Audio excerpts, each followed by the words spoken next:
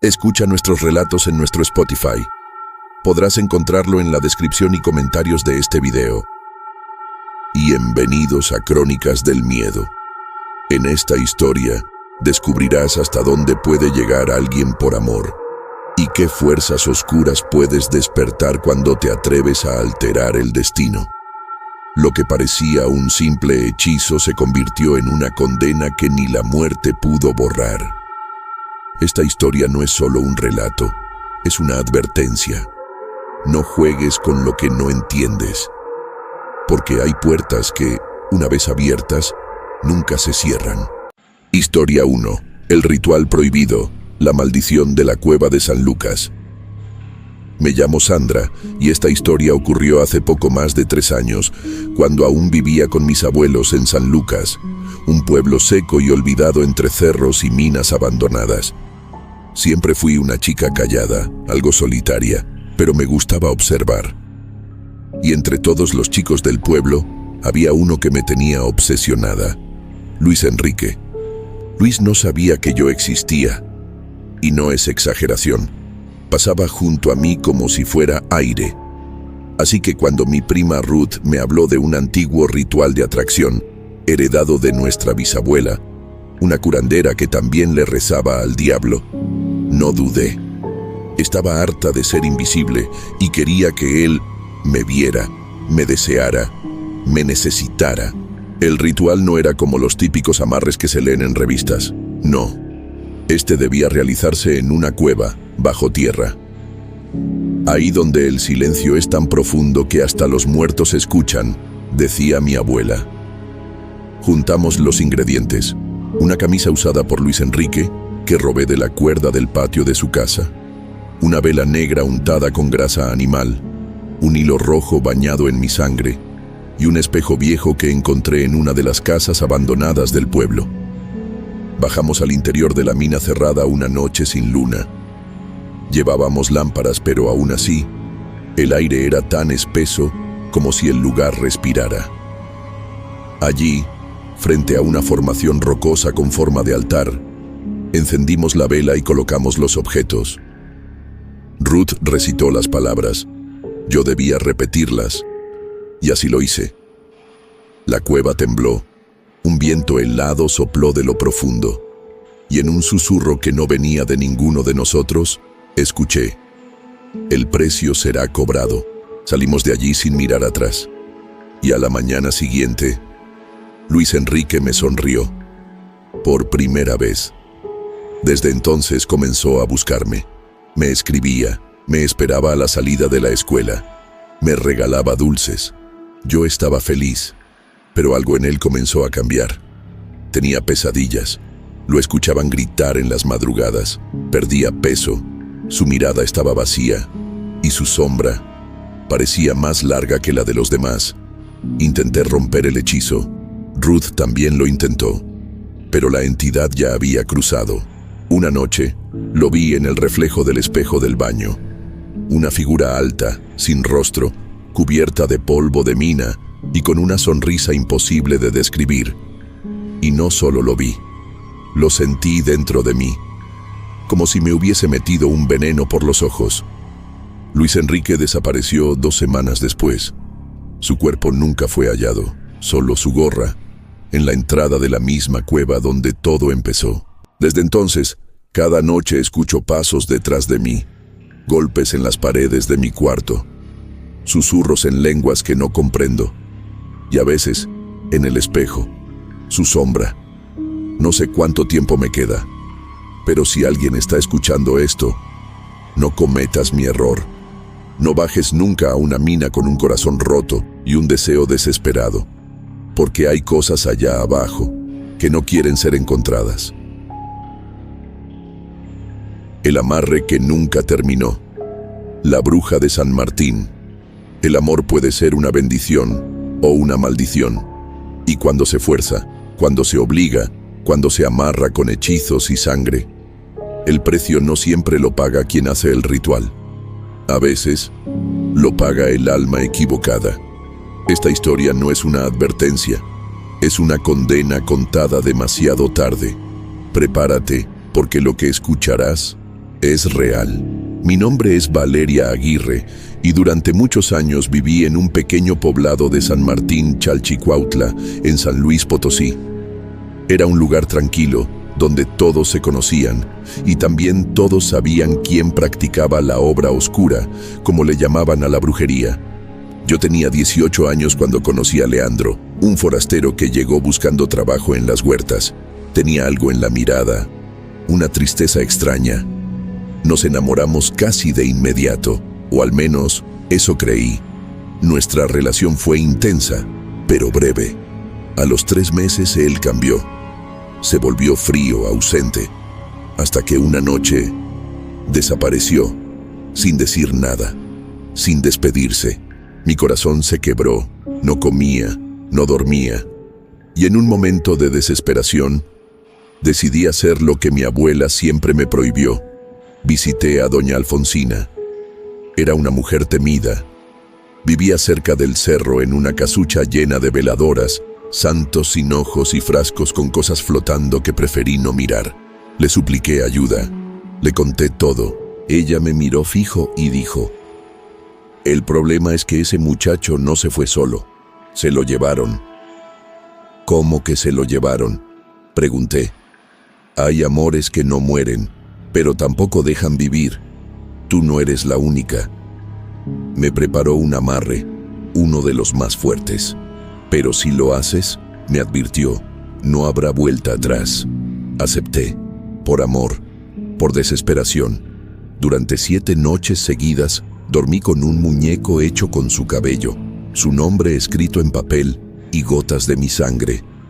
Le hablaba, le suplicaba, hasta que en la última noche, mientras recitaba el conjuro, la vela negra explotó, y en la ventana vi su rostro, el de Leandro. Pero no era él, era una versión deforme, pálida, con los ojos totalmente negros. Grité. La figura desapareció. Corrí a la casa de doña Alfonsina, pero ya no estaba.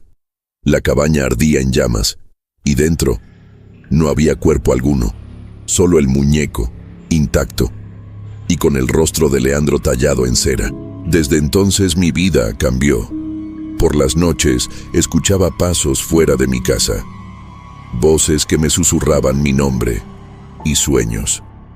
Sueños donde Leandro me arrastraba por el bosque, susurrando que el amarre lo había traído de vuelta. Pero no como yo lo recordaba. Los animales alrededor de mi casa comenzaron a morir. Vecinos decían que algo se arrastraba en los techos. Una noche, desperté con el muñeco en mis manos, aunque lo había enterrado semanas atrás. Fui con otro curandero en Ciudad Valles, y al contarle todo, palideció.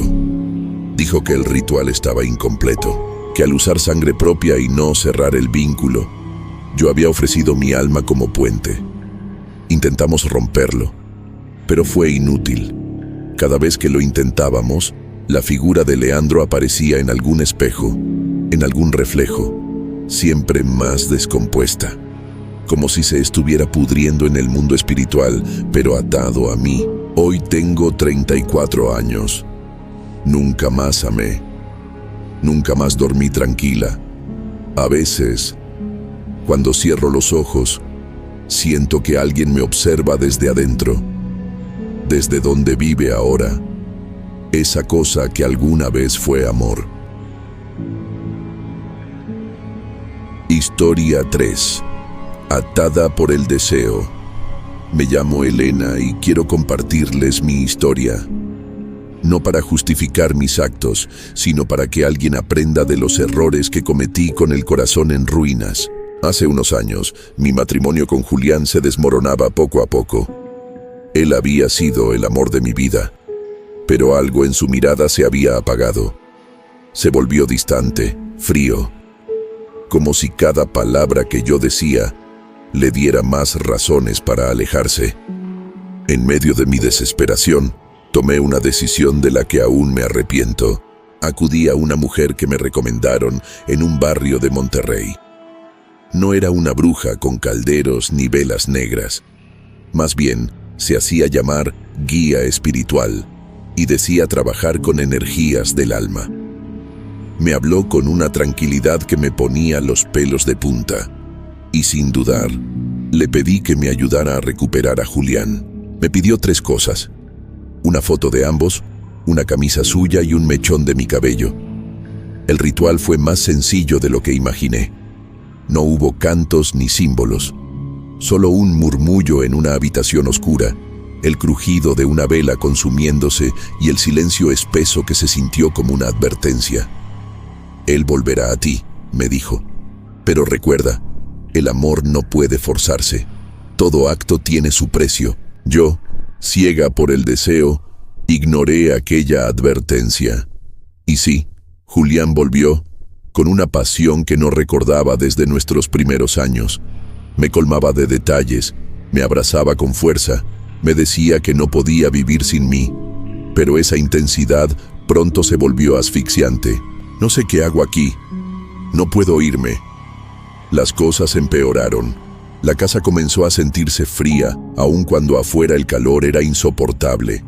Las luces parpadeaban sin razón. Nuestro perro, que adoraba a Julián, ahora le gruñía con los pelos erizados cada vez que se le acercaba.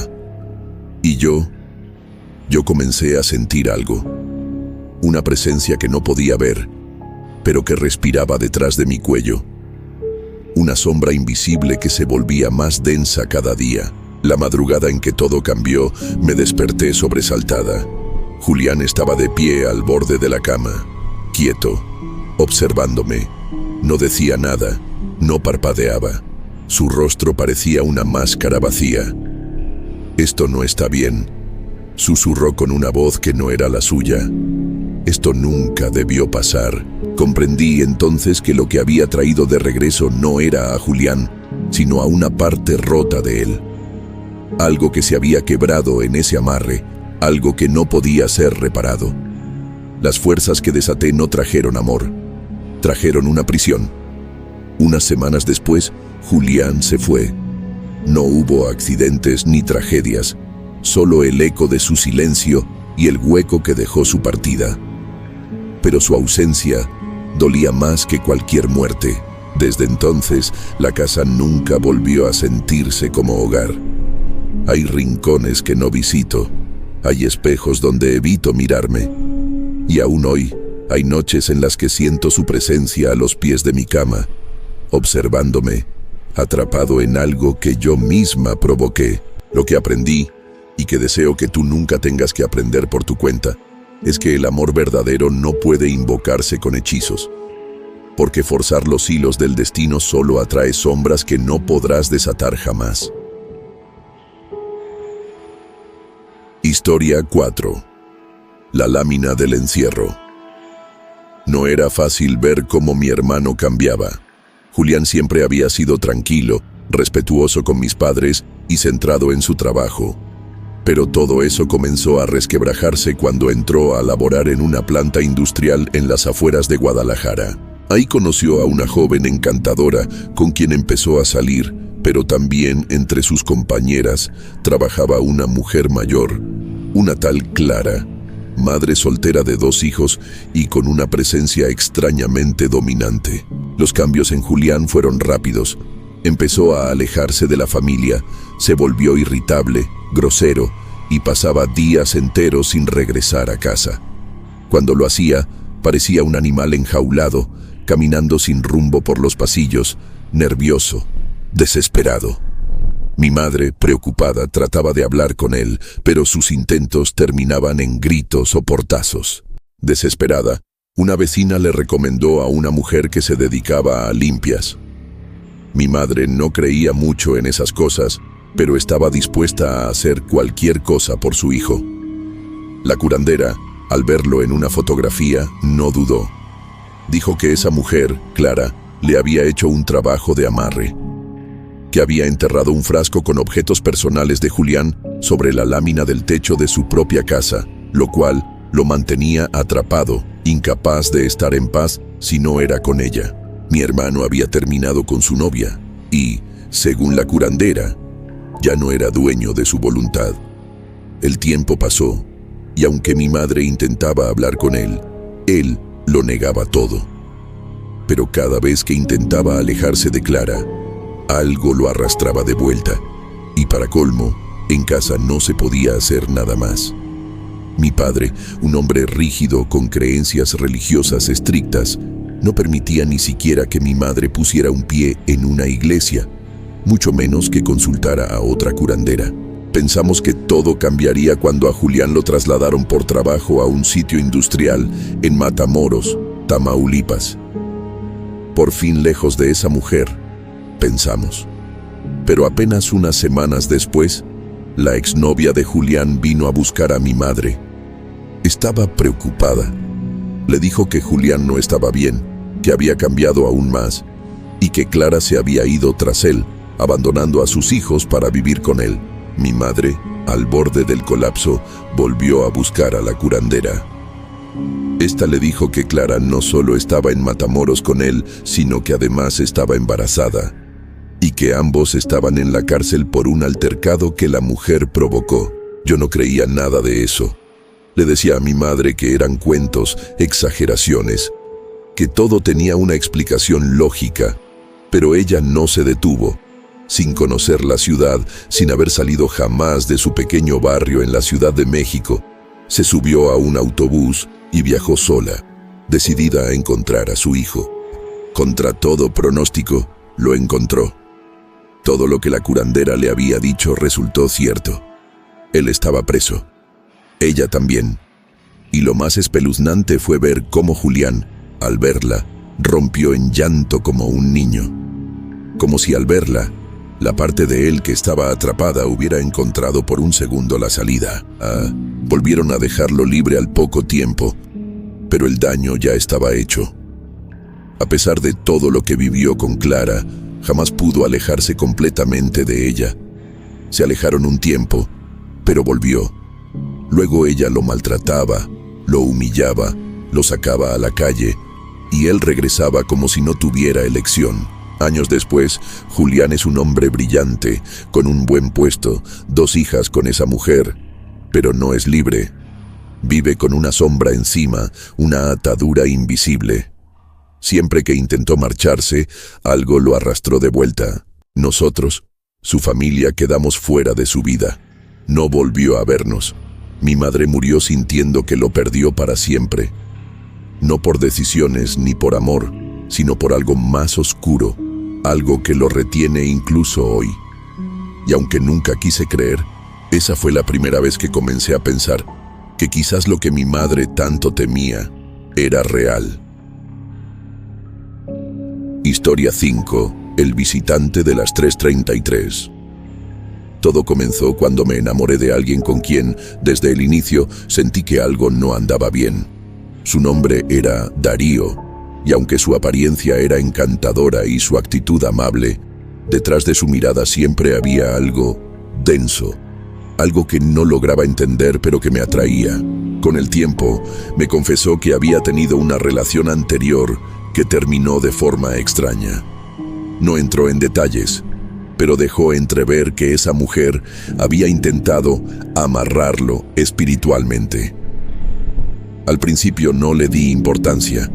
Pensé que era una forma de hablar, de dramatizar su pasado. Pero una madrugada, las cosas cambiaron para siempre. Eran alrededor de las 3:30 de la mañana cuando desperté de golpe. Había algo, o alguien, de pie frente a mi ventana.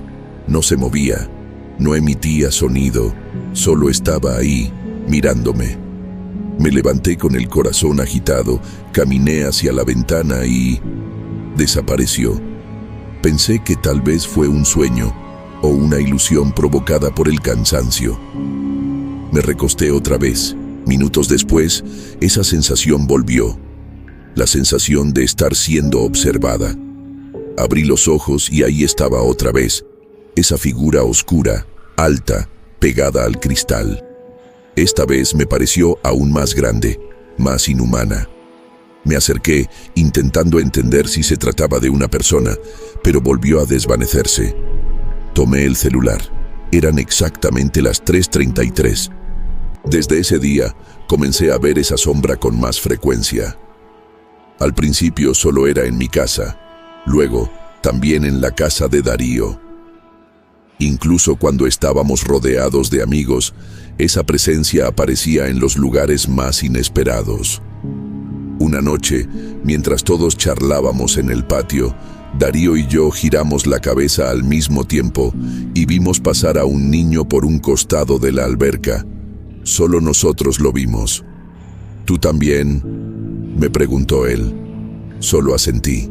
Los demás nos miraron con fastidio. Ya estaban acostumbrados a nuestras cosas. Pero no era sugestión. Lo sabíamos. En otra ocasión ambos vimos esa figura de pie, mirando desde el otro lado de la cocina, como si algo nos acompañara a donde fuéramos. Empecé a notar que mi casa también cambió. El ambiente se volvió más denso, pesado. Cosas que antes eran normales comenzaron a sentirse diferentes. Ya no me sentía tranquila ni siquiera estando sola. Y Darío me confesó algo que me dejó helada. Cada vez que me involucro con alguien, esa cosa se les pega también. No es solo mía. Le pregunté cómo era eso que veía desde hace tiempo. Me describió una figura alta, de más de 2 metros, negra, sin rostro definido. Exactamente lo que yo había visto esa primera noche en mi ventana. Durante un tiempo, nos distanciamos. Pensé que alejándome de él todo volvería a la normalidad, pero no fue así. Comencé a tener sueños extraños. Veía mujeres que no conocía, figuras que me hablaban en lenguas que no entendía. Al contarle mis sueños en una llamada meses después, él me dijo que también había soñado con esas mujeres. Me describió exactamente lo mismo que yo había visto. No volví a verlo.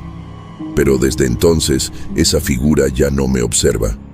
Ahora solo pasa cerca, como si me reconociera, como si ya fuera parte de mí también. Y desde aquella madrugada, cada vez que el reloj marca las 3:33, me despierto. Siempre.